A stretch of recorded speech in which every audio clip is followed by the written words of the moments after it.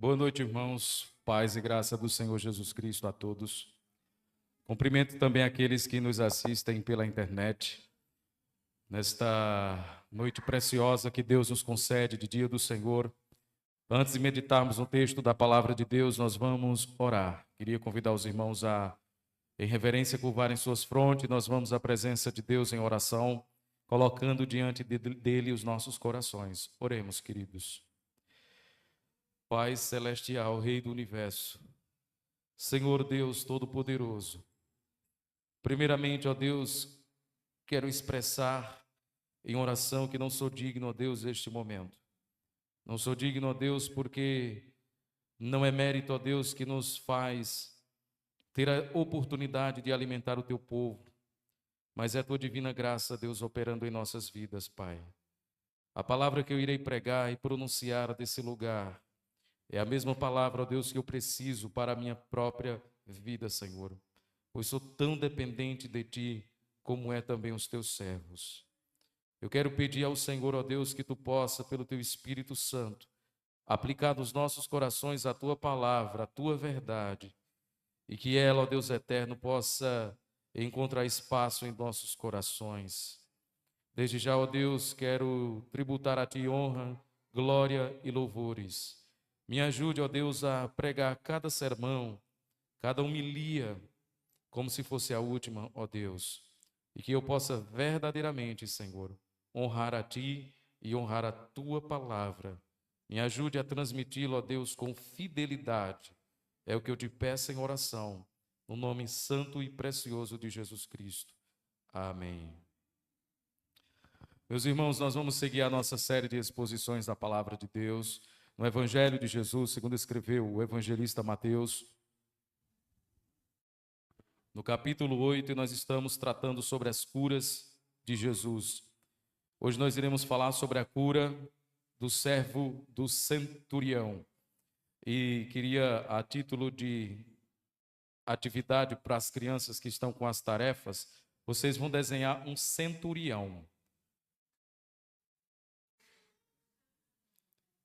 Que é isso, pastor? Não é um cinturão, é um centurião. O centurião é um soldado. Ajudou, não foi? Ok. Queridos, Evangelho de Mateus, capítulo 8, nós vamos fazer a leitura do verso 5 ao verso 13. É porque vocês não perceberam os olhares das crianças para mim. Diz assim a palavra de Deus, irmãos. Mateus capítulo 8, do verso 5 ao 13. Tendo Jesus entrado em Cafarnaum, apresentou-se-lhes um centurião, implorando: Senhor, o meu criado jaz em casa, de cama, paralítico, sofrendo horrivelmente. Jesus lhe disse: Eu irei curá-lo. Mas o centurião respondeu: Senhor, não sou digno de que entres em minha casa, mas apenas manda uma palavra e o rapaz será curado. Pois também eu sou homem sujeito à autoridade. Tenho soldados às minhas ordens e digo a este vai e ele vai, e ao outro vem e ele vem, e ao meu servo faze isto e ele o faz. Ouvindo isto, admirou-se Jesus e disse aos que o seguiam: Em verdade vos afirmo que nem mesmo em Israel achei fé como esta. Digo-vos que muitos virão do Oriente e do Ocidente e tomarão lugares à mesa com Abraão, Isaque e Jacó no reino dos céus.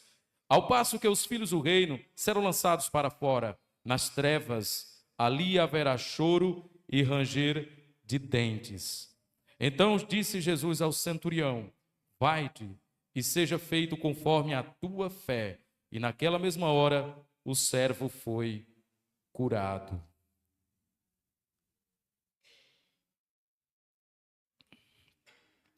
Meus irmãos, o nosso Senhor Jesus, ele se preparou durante 30 anos para exercer um ministério de 3 anos. Algumas pessoas se preparam durante 3 anos para exercer o ministério de 30. E Jesus fez o inverso disso. Ele se preparou durante 30 anos da sua vida para exercer um ministério de 3 anos. E o ministério de Jesus era um ministério tríplice. Ele ensinava, ele pregava e ele operava milagres. Se você for ler os evangelhos, você vai perceber em vários momentos Jesus ensinando, Jesus proclamando e Jesus operando milagre. Depois da cura do leproso, que nós vimos domingo passado, e o leproso aqui provavelmente era um judeu, porque Jesus ordenou a ele, após a cura, se apresentar diante dos sacerdotes, e isso era comum dentro da cultura judaica. Então esse leproso era um judeu que foi curado por Jesus Cristo. Agora Jesus vai em direção ao gentil, o centurião, para mostrar que ele não é monopólio de uma nação, de uma raça ou de uma etnia, mas que ele é de fato o Salvador do mundo. Logo após curar o leproso, Jesus, aqui no versículo de número 5, ele desce a Cafarnaum. Cafarnaum é uma vila conhecida como Vila de Naum. Era um vilarejo de pescadores, onde morava cerca de 1.500 pessoas. E ali é como se fosse o quartel-general do ministério de Jesus Cristo. Ele residiu em Cafarnaum, e em Cafarnaum ele fez muitos milagres e muitos sinais extraordinários. Por isso a cidade ou a vila de Cafarnaum se torna uma vila estratégica no ministério do nosso Senhor Jesus. E ao chegar em Cafarnaum, vai um centurião ao encontro de Jesus Cristo. É interessante que o verso 5 vai dizer que esse centurião se apresenta diante de Jesus implorando. Uma coisa importante, meus irmãos, é que um centurião, ele era, na verdade, um oficial do exército romano. Naquela época, era comum, porque Roma dominou vários povoados da época, e eles colocavam centuriões com 100 homens, que ficavam como seus subalternos. Um centurião era um oficial romano, que comandava uma tropa ou um pelotão de 100 soldados romanos. Naquela época, o exército romano era dividido em legião, que era 6.000 soldados romanos, com 60 centuriões, onde cada um comandava 100 soldados nas províncias do império. Então nós temos aqui um centurião, e bem provável que esse centurião aqui, ele estava sob a autoridade de Herodes Antipas, que era um governante daquela época. Então esse homem, ele era bem quisto na sociedade. Inclusive, quando Lucas vai falar desse relato aqui, da cura do servo do centurião, Lucas vai trazer alguns detalhes que Mateus não traz. Lucas, por ser historiador, ele vai adentrar alguns detalhes da passagem bíblica que Mateus não adentra. Se você for ler o relato que se encontra lá no Evangelho de Lucas, no capítulo de número 7, Lucas vai dizer que o centurião não foi até Jesus, mas ele enviou criados, ou melhor, enviou anciãos até Jesus para falar com Cristo. Ele mandou intermediários, ele mandou representantes. Todavia, Mateus, quando escreve, Mateus diz que o centurião vai até Jesus. Então nós temos dois relatos aparentemente contraditórios. Nós temos Lucas dizendo que ele envia anciãos, e nós temos Mateus dizendo que o próprio centurião vai até Jesus. Nós chamamos isso de problemas sinóticos. O que significa isso? Que são dois relatos do mesmo evento sobre ótica diferente. Agostinho de Hipona, o bispo africano, quando ele lidou com essa situação dos representantes enviados pelo centurião no relato de Lucas e o próprio centurião indo até Jesus no relato de Mateus, Santo Agostinho diz que o relato de Lucas é um relato mais completo. E a ideia do centurião ir até Jesus, ele vai através dos próprios representantes. Se você manda alguém em determinado lugar representar você, é como se você mesmo estivesse ali. Então Agostinho resolve essa aparente contradição dessa forma. Então esse centurião, ele vai até Jesus e ele tem um criado ou um servo que se encontrava enfermo. Veja aí o que diz o verso de número 6. Senhor, meu criado ou meu servo jaz em casa, de cama, paralítico, sofrendo horrivelmente. Existe no grego 3 palavras para servo ou para escravo. A primeira delas é a palavra doulos, que é a palavra mais comum no Novo Testamento, que significa escravo, servo. A segunda palavra é a palavra diáconos, que também significa servo ou mordomo. E a outra palavra é a palavra pais, que significa escravo jovem. Quando Mateus escreveu aqui essa passagem, em vez de trazer doulos, ou em vez de trazer diáconos, ele traz o termo pais. E esse termo aqui, ele é um termo que é palco de muitos debates hoje, dentro da academia. Alguns vão dizer que esse escravo aqui, na verdade, não é um escravo comum como eram os demais, mas ele era um escravo sexual do centurião. Alguns teólogos da famigerada teologia inclusiva, eles vão dizer que esse escravo aqui era um escravo sexual, porque a palavra pais é uma palavra de onde vem a palavra pederastia. E por causa disso eles vão dizer que esse centurião, ele tinha um caso amoroso com esse jovem aqui. Esse jovem era um escravo sexual do centurião. Qual o problema com esse tipo de interpretação, meus irmãos? Primeiro, quem defende esse tipo de ideia vai buscar nas Escrituras um argumento e uma base para dizer que Cristo não condena a prática homossexual. Porque se você for olhar para o relato bíblico, vamos supor que seja verdade que esse centurião era um homossexual que tinha caso com esse rapaz. Isso não era incomum na cultura greco-romana. Entretanto, nós vamos ter alguns problemas com esse tipo de interpretação. Então, os teólogos da teologia inclusiva vão dizer o seguinte: veja, aquele homem vai até Jesus para que Jesus cure o seu escravo sexual. Em nenhum momento Jesus condena aquele homem e nem condena o seu servo. Pelo contrário, Jesus cura aquele servo. E Jesus diz que aquele centurião tinha uma fé tão extraordinária que nem mesmo em Israel ele encontrou tamanha fé.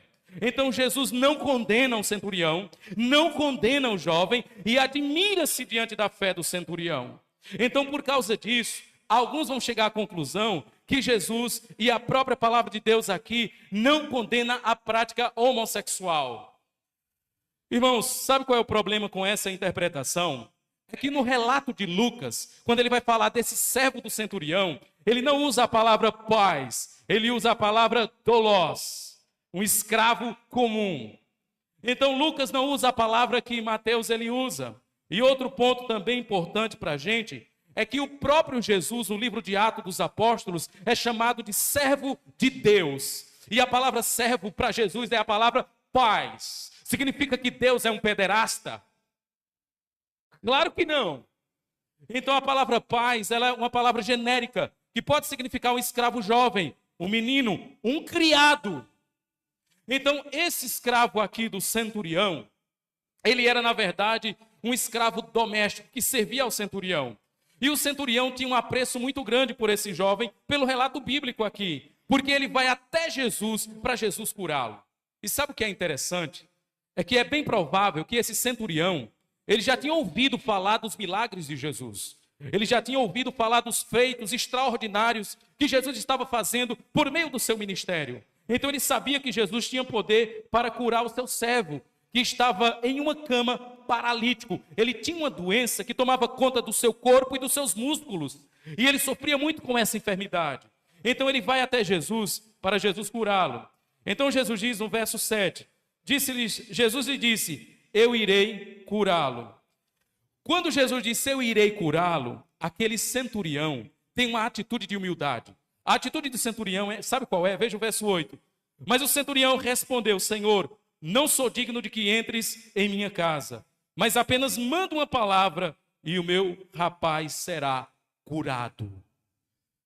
Irmãos, o centurião aqui era um gentil, ele não era um judeu. E dentro do cenário judaico da época, um judeu não podia receber um gentil em sua casa e não podia ir até a casa de um gentil para comer. Se ele fizesse isso, ele ficaria cerimonialmente impuro ou imundo. Ele tinha que passar por uma cerimônia de purificação. Sabe por quê? Porque o gentil naquela época era considerado um povo de segunda categoria. um povo imundo. O judeu não podia ter contato com o gentio, nem entrar debaixo do teto de um gentio. Então, quando Jesus quer ir até a casa do centurião, ele diz: eu não sou digno de que entres debaixo do meu teto. Jesus sendo judeu, o centurião sendo gentio, ele reconhece que Jesus não deveria entrar em sua casa. E Jesus diz aí no verso 9, pois também, o centurião melhor dizendo, pois também eu sou homem sujeito a autoridades, tenho soldados às minhas ordens, e digo a esse vai, e ele vai, e ao outro vem, e ele vem, e ao meu servo faz isso, e ele faz. Sabe o que o centurião está dizendo? Ele está reconhecendo que Jesus tem autoridade para curar o seu servo. Ele disse: olha, eu sou homem sobre autoridade, que tenho autoridade. Eu tenho servos, e eu digo a um servo, faz isso, ele faz. E ao outro, vem, ele vem. E eu sei que tu tens poder de só com a palavra curar, através de um comando, curar o jovem ou o escravo dele. Então o centurião reconhece a autoridade de Jesus. E no verso de número 10, ouvindo isto, admirou-se Jesus e disse aos que o seguiam: em verdade vos afirmo que nem mesmo em Israel achei fé como esta. Meus irmãos, Jesus ele fica admirado. Jesus ficou perplexo diante da fé do centurião. Aí a pergunta que eu faço para você é: Jesus não era Deus? Como é que Jesus pode ficar perplexo, estarrecido diante da fé de um homem? Será que Jesus foi pego ali por uma surpresa? Irmãos, é bem verdade que o nosso Senhor Jesus, mesmo sendo Deus, ele era homem. A perplexidade e a admiração de Jesus é uma manifestação da sua natureza humana. Porque como Deus, ele não pode se admirar com nada. Por quê? Porque ele conhece todas as coisas. Mas quando Mateus mostra que ele se admira, é Mateus enfatizando a humanidade de Jesus. Então ele se admira da fé daquele homem e diz o seguinte: em Israel não tenho encontrado esta fé. Quando ele fala em Israel, é mostrando que aquele centurião, ele era um gentio, ele era um pagão. Então Jesus, ele se admira e fica perplexo diante da fé desse homem. Nem mesmo entre os religiosos do seu tempo, fariseus, saduceus, escribas, ele havia encontrado uma fé tão extraordinária como essa. Então Jesus se espanta de admiração diante daquele homem. Verso 10, ouvindo isto, admirou-se Jesus e disse aos que o seguiam: em verdade vos afirmo que nem mesmo em Israel achei fé como esta. Meus irmãos, para aqueles que talvez não saibam, os judeus, eles consideravam o Messias um monopólio deles. Eles se consideravam o suprassumo da religiosidade, os perfeitos, os descendentes de Abraão, e eles desprezavam os gentios. Quando Mateus, ele narra aqui que aquele centurião tinha uma fé, que Jesus ficou admirado diante da fé daquele homem, é para humilhar os judeus, que os judeus eram os receptáculos da promessa de Deus, das promessas do Antigo Testamento, e mesmo assim eles rejeitaram Jesus. Mas esse centurião não, ele demonstra fé. E diz Jesus no verso 11, digo-vos que muitos virão do Oriente e do Ocidente. Irmãos, a Bíblia é muito perfeita. Veja aí o que diz o versículo de número 14 do capítulo 7. Porque estreita é a porta e apertado o caminho que conduz à vida, e são poucos os que acertam por ela. Agora no verso 11 vai dizer que muitos virão do Oriente e do Ocidente. Não parece uma contradição nas Escrituras? Por um lado ele diz que são poucos os que entram pela porta estreita, mas depois ele vai dizer, muitos virão do Oriente e do Ocidente. A pergunta é, os que serão salvos são poucos ou são muitos? É uma pergunta interessante para a gente pensar sobre ela. Aqueles que serão salvos, serão muitos ou serão poucos?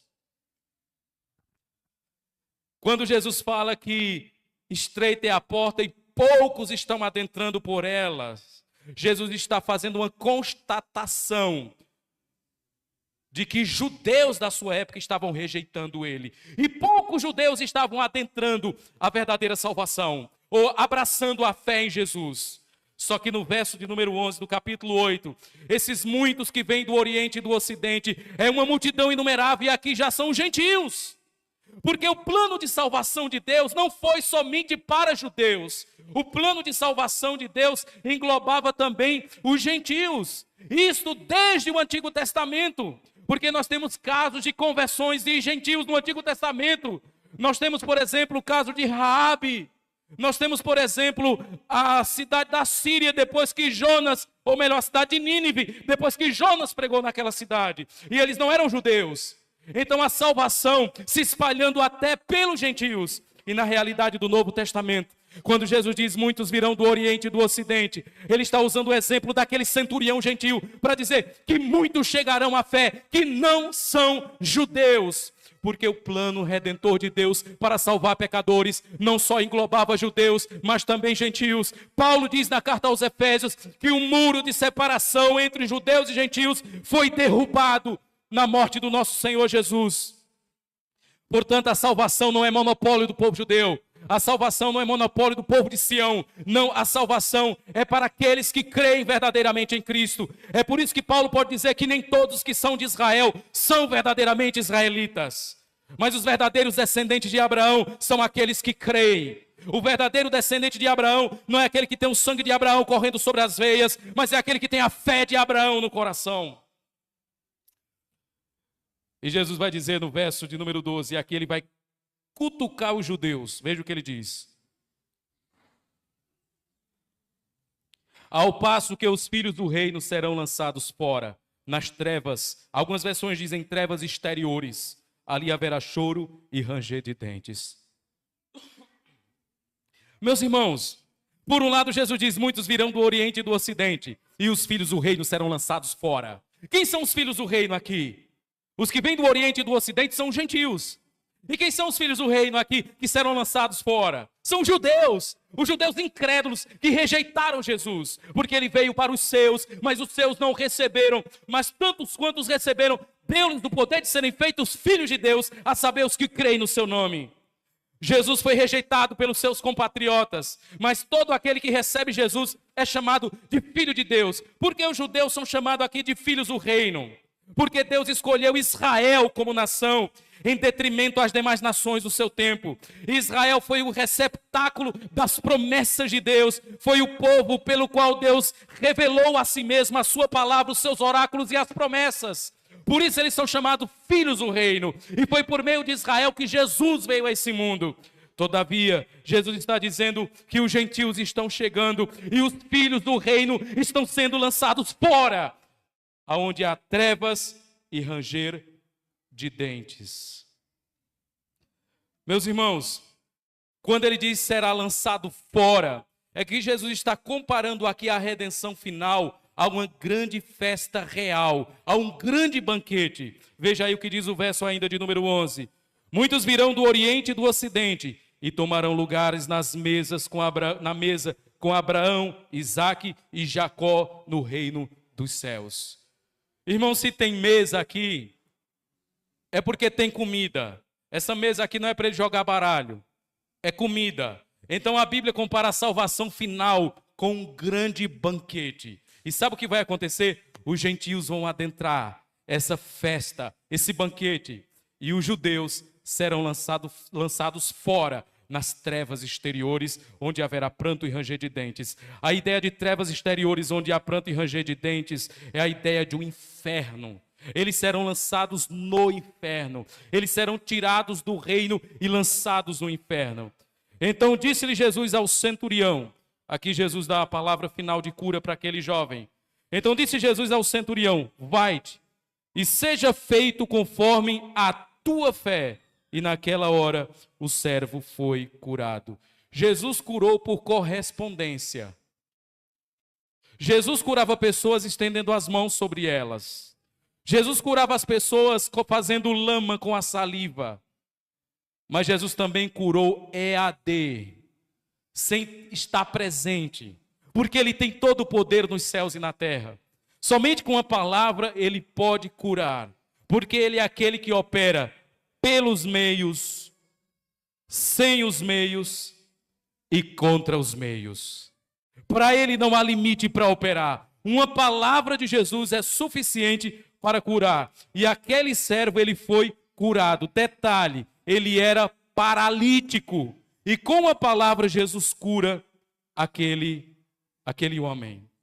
Meus irmãos, algumas conclusões para a gente dentro dessa história, desse trecho bíblico. Primeira conclusão que nós tiramos dessa passagem em consideração é que a salvação, ela não é monopólio de um único povo, de uma única raça ou de uma única etnia. Deus tem um povo espalhado pelo mundo.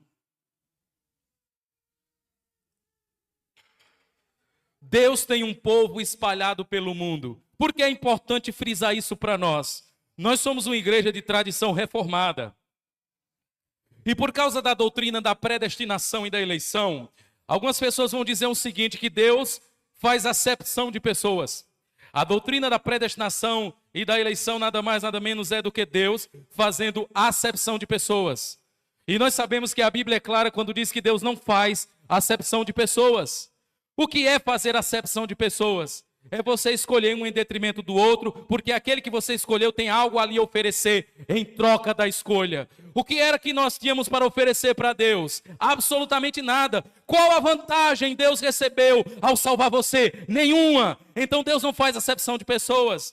Quando a Bíblia diz que Deus não faz acepção de pessoas, é que a salvação de Deus, ela não foi planejada somente para um povo, para uma raça e para uma etnia. Deus tem eleitos em todas as nações do mundo afora. E nós cremos que em cada povo, em cada raça, em cada etnia, Deus tem seu povo eleito. Eu gosto muito quando João está recebendo a revelação de Deus na ilha de Patmos, a revelação do Apocalipse, e ele diz que diante do trono de Deus há povos de várias tribos, línguas e nações. Então Deus não escolheu uma nação em detrimento de outra, mas Ele tem o seu povo em todas as nações. O povo de Deus é maior do que a nação judaica. O povo de Deus é maior do que a denominação batista reformada, porque Deus tem povo em todo lugar desse mundo. Então a salvação de Deus sempre foi uma salvação universal. Não universal no sentido de que Ele vai salvar todo mundo, mas universal no sentido de que Ele vai chamar pessoas de vários povos, tribos, línguas e nações. Não caia nessa arapuca que algumas pessoas levantam ao dizer que a doutrina da eleição faz com que Deus faça acepção de pessoas. Isso não é verdade. Seria verdade se a eleição ficasse circunscrita somente a um povo. E vou mais além. E se Deus quisesse só salvar um povo, o que a gente tem a ver com isso? Ele é Deus. Ele salva quem Ele quiser. Se Ele quiser mandar para o inferno todo mundo aqui presente, menos eu, Ele faz. E Ele seria o quê? Justo. Se dentre toda a humanidade, Deus escolhesse somente 10 pessoas para salvar, Ele mostraria a misericórdia dEle, porque ninguém merece salvação. O que nós merecemos, por justiça ou por herança, é inferno. Eu sempre digo, irmãos, que por mérito, por currículo, o que a gente merece não é o céu. Por mérito, o que a gente merece é inferno. Quando Deus salva pessoas, quando Deus salva pecadores, isso é Deus revelando o seu amor, sua misericórdia, sua graça. Mas Ele não é obrigado a fazê-lo. Se Deus mandasse todos para o inferno, Ele continuaria sendo um Deus justo, um Deus perfeito, um Deus bom e um Deus misericordioso. Se Ele também quisesse salvar todo mundo, Ele também o faria. Mas Ele decidiu salvar uns e não outros. Ele decidiu alcançar com sua graça alguns e não todos. Então, meus irmãos, Deus não faz acepção de pessoas, porque de fato Ele salvou pessoas de todos os tipos. Mas se Deus quisesse salvar só uma etnia, Ele o faria. E se você quiser contender com Deus por causa disso, eu falo o que disse Paulo. Quem é tu para contender com Deus? O que o barro pode dizer para o oleiro? A misericórdia pertence a Deus e Ele dá a quem Ele quer. Isso é humilhante para nós, porque nós queremos ser administradores da misericórdia de Deus. Segunda conclusão, meus irmãos. Aqueles que rejeitam Jesus, eles jamais desfrutarão do banquete celestial, mas estarão fora nas trevas. Abra sua Bíblia em Isaías capítulo 25, versos 6 e 8, por favor.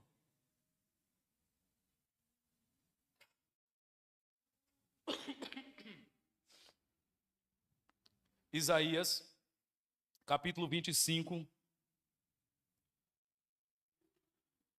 versículo de número 6 ao versículo de número 8. Isaías vai falar aqui sobre a salvação eterna. E ele compara essa salvação com um grande banquete. Veja o que ele diz aí, do verso 6 ao verso 8. Olha o que ele diz. O Senhor dos Exércitos dará neste monte a todos os povos um banquete de coisas gordurosas. Uma festa com vinhos velhos, pratos gordurosos com tutanos. Ninguém diz amém. Vocês não gostam de pirão? E vinhos velhos bem clarificados. Destruirá neste monte a coberta que envolve todos os povos e o véu que está posto sobre estas nações. Sobre todas as nações, tragará a morte para sempre, e assim enxugará o Senhor Deus as lágrimas de todos os rostos, e tirará de toda a terra o opróbrio do seu povo, porque o Senhor falou. Isaías compara a salvação final com um banquete, e Mateus usa a mesma linguagem, sentados na mesa diante de Abraão, Isaque e Jacó, os grandes patriarcas do Antigo Testamento. Você já imaginou que grande honra? Apocalipse capítulo 19, verso 9, fala sobre o banquete do Cordeiro nas bodas de casamento. Então a salvação, irmãos, ela é comparada a um grande banquete. Existe coisa melhor do que comer? Comer é bom. Tem gente que acha que na eternidade, quando chegar diante de Deus, os céus, no dia da ressurreição final, eles não vão comer. Irmãos, na eternidade, comer não vai ser uma necessidade para a sobrevivência, porque a morte não vai mais existir. Mas comer na eternidade vai ser uma forma de você desfrutar de um prazer que a comida lhe dá nesse mundo, e um prazer bom. Já imaginou você poder comer e não ter que estar aferindo glicose? Não é bom? Já imaginou você comer e não ficar obeso?